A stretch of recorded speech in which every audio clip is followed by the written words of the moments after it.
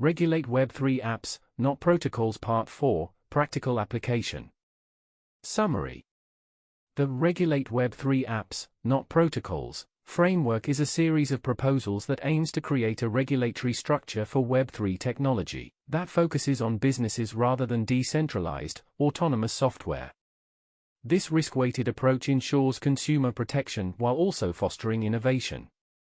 The framework is regulation agnostic, which means it does not dictate specific types of regulations but rather provides a methodology for evaluating and applying regulations to Web3 businesses. The article discusses a hypothetical market structure regulation as an example, and shows how the framework could be used to tailor various Web3 regulations in the future. It argues that incorporating the Bank Secrecy Act, BSA, may not be beneficial for apps that provide access to decentralized exchange protocols, as it could lead to unintended outcomes.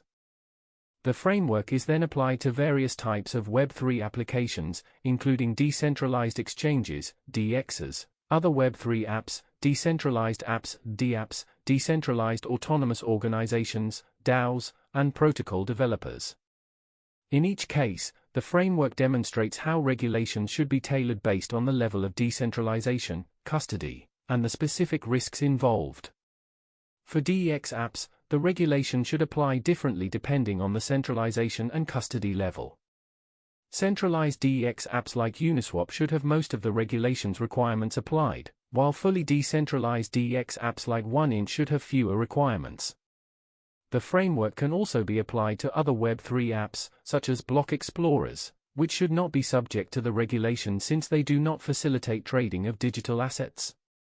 When it comes to DApps, the regulations requirements should be tailored according to the specific risks and activities of each app.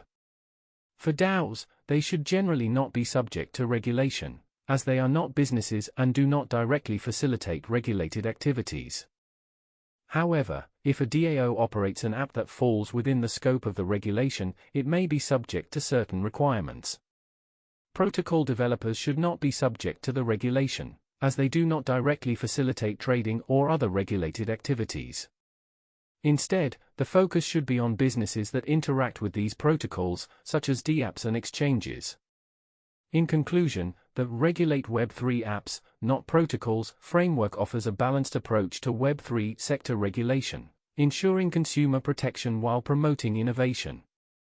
By concentrating on businesses and customizing requirements based on specific risks and activities, regulators can effectively address the challenges posed by this rapidly evolving technology landscape without hindering its growth.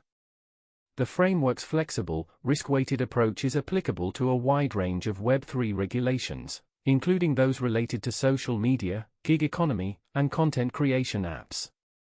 Its focus on the level of decentralization and custody allows for the appropriate calibration of regulatory requirements to the risks posed by various types of Web3 apps.